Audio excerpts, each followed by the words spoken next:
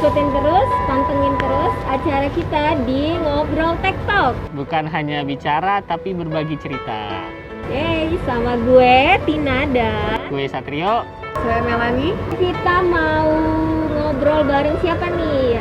Dia adalah seorang bidan, salah satu bidan yang bekerja di Puskesmas di DKI Jakarta.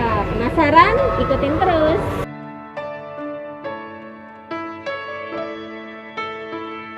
Makasih Mbak Mel udah mau diajak ngobrol bareng kita di acara Ngobrol Tech Talk. Bukan hanya bicara tetapi berbagi cerita dari sumbernya langsung. Makasih Mbak Tina, makasih Mbak Fitri. Oke.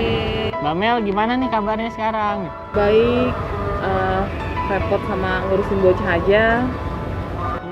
Lagi seru-serunya kali ngurusin anak kecil gitu ya? Iya, Wih. Emang usianya berapa Mbak? 5 bulan. Oh, 5 bulan. Berarti lagi unyu-unyunya itu ya? Wah. Lagi mesin ya. Aduh, ngemesin lah. Jadi kalau habis kerja pengen buru-buru pulang gitu ya? Banget. Laki apa perempuan, Kak? Laki-laki. Wah, jadi bisa buat teman main anak saya nantinya. Ini siapa Mbak? Immanuel Matthew Binsar Sitinjak. Panggilan siapa nih Mbak? Noel panggilannya. Noel. Noel. Dengar-dengar untuk menantikan si buah hati, si Noel ini itu penuh perjuangan ya Mbak ya? Iya. Itu gimana Mbak? Bisa diceritain nggak Mbak? Jadi saya sudah menikah dari 2010. Nah, dari awal tahun setelah menikah, waktu belum juga hamil, akhirnya inisiatif juga sih, karena saya kan kebetulan di medis kan, nggak mungkin saya duduk diam aja hanya nunggu mukjizat gitu aja gitu kan. Akhirnya saya coba berobat ke dokter kandungan. Nah, udah berobat, biasa awal-awal pasti kan dapat terapi hormon. Lalu setelah beberapa dokter memberikan terapi hormon, belum juga hamil, akhirnya ada pemeriksaan lebih lanjut, HSG, ketahuan di situ saya ada polip, disarankan untuk operasi.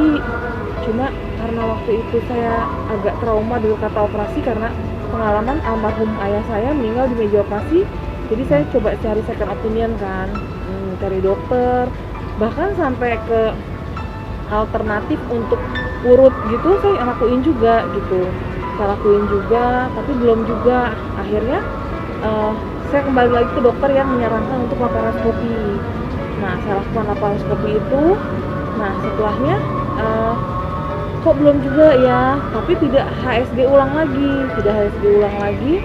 Akhirnya coba lagi bahkan saya sudah lakuin juga untuk inseminasi. Terus karena badan saya terkadang ada lebam-lebam, padahal kayaknya nggak kebentur kenceng atau nggak ada trauma atau pukulan gitu ya, tapi kok suka warna biru gitu. Akhirnya saya berobat. Pertama cek lab dulu. Waktu itu saya tanya sama temen yang kerja di yang di laboratorium kan, apa yang diperiksa, agregasi trombosit aja gitu. Oke, saya cek itu dan benar aja tinggi. Ngobrol-ngobrol ternyata disarankan untuk cari hematologi, dokter spesialis darahnya.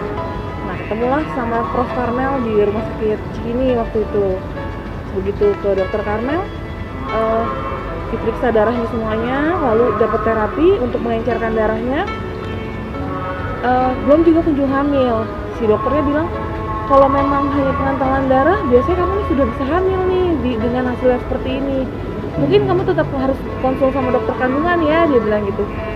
Waktu itu memang saya nggak lakuin itu, maksudnya saya fokus sama pengantaran darah aja dulu, ya berharap ada mukjizat. Udah setelah ini dilakuin, udah hamil aja biasa gitu. Ternyata nggak juga. Akhirnya mungkin karena juga saya sudah beberapa banyak dokter, saya ada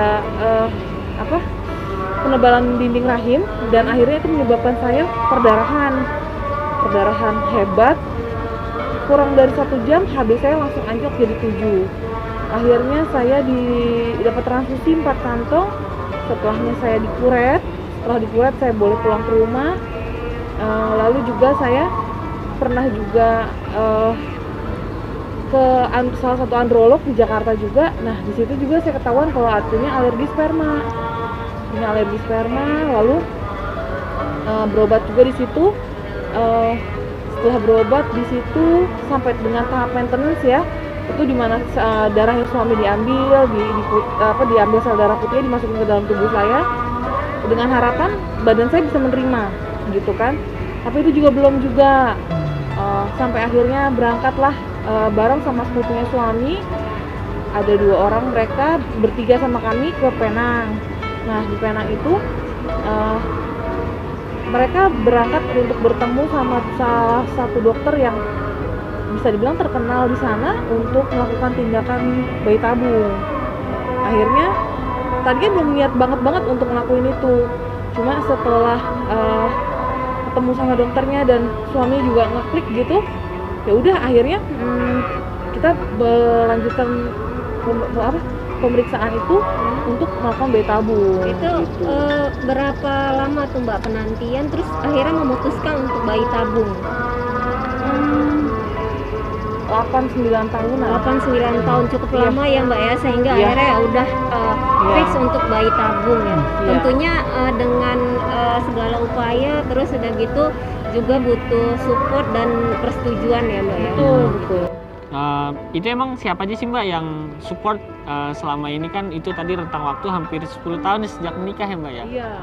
Itu yang mensupport Mbak Mel sampai sejauh ini siapa aja sih Mbak gitu? Suami, terus orang tua saya, mama.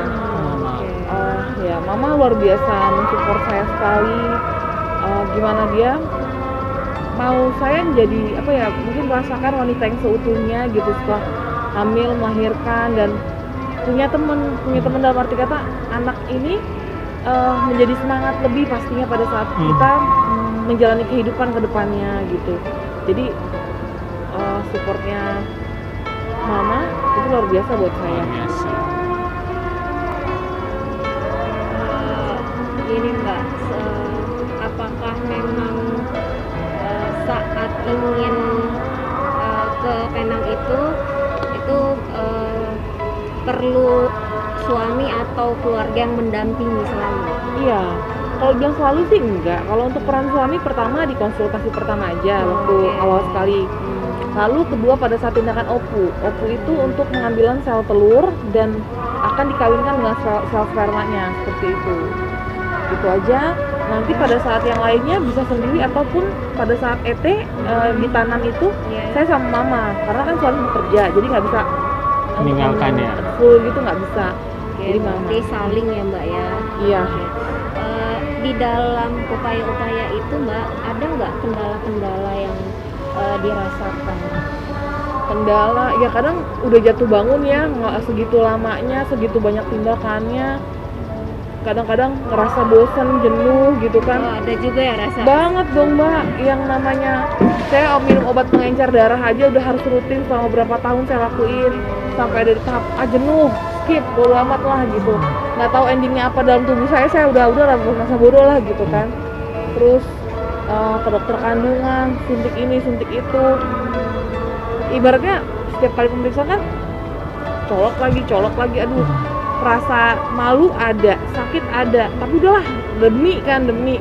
Tapi ya setelah berjalannya waktu dan ada di tahap sekarang semua kebayar ya, jadi udahlah lupa atau selesai deh yang kemarin tuh gitu. Jadi perasaannya tuh benar-benar senang banget ya Mbak ya setelah penantian yang cukup panjang gitu ya, usaha-usaha. Jadi benar-benar usaha itu tidak mengkhianati hasil. Oke. Mungkin yang terakhir kali Mbak, pesan buat ibu-ibu semua yang mungkin mengalami hal yang sama, boleh disampaikan Mbak. Jadi apa aja sih pesan-pesan yang bisa disampaikan ke mereka? Ayo semuanya, jangan patah semangat, tetap berikhtiar dengan doa, usaha. Semuanya pasti dapat diberikan, walaupun kita nggak tahu kapan waktunya. Saya sendiri sudah mengalaminya dan bukan perkara sebentar, bukan perkara mudah, tapi seizin Tuhan semuanya sekarang sudah ada gitu. Jadi kalian tetap semangat untuk menantikan 2 garis. Benar-benar berasa ya Mbak ya, perasaannya setelah gitu punya Noel ya tadi ya. Iya, Mbak. Jadi sekarang lagi 5 bulan masih ASI eksklusif ya Mbak? Masih ASI eksklusif.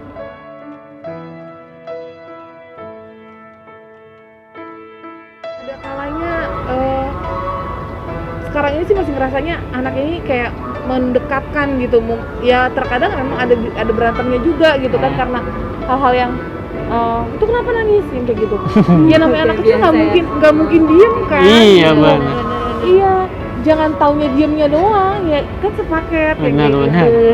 Iya, yang kayak gitu sih lebih yang kalau lagi ngedeketinnya kadang-kadang nih anak bisa miring sana, miring sini kayak minta perhatian dari keduanya, dan itu bikin kita yang jadi sweet ya, jadi Iya. gitu. Gitu sih. Oke Mbak ya, memang terkadang ya gitu setelah menikah terus sudah gitu pengen punya anak, setelah merasakan punya anak ya kayak gini ya. Pasti ada tahapan-tahapan ya. Oke Mbak Melani, kalau saya secara pribadi seorang ibu ya sangat tersentuh ya sama cerita Mbak Melani, karena seseorang yang menikah pasti mendambakan seorang momongan ya, seorang buah hati pastinya ya. Dengan cerita yang seperti ini, jadi saya harap ibu-ibu yang di luar sana yang berjuang itu tetap semangat gitu, bahwa tidak ada perjuangan yang sia-sia ya. Oke. Terima kasih sekali lagi Mbak Mel udah mau diajak ngobrol bareng kita, cerita-cerita dan semoga membuat semua orang bisa terinspirasi. Oke, buat semuanya ikutin terus konten-konten kita, semoga bermanfaat. Jangan lupa like, share, and subscribe YouTube channel di bawah ini.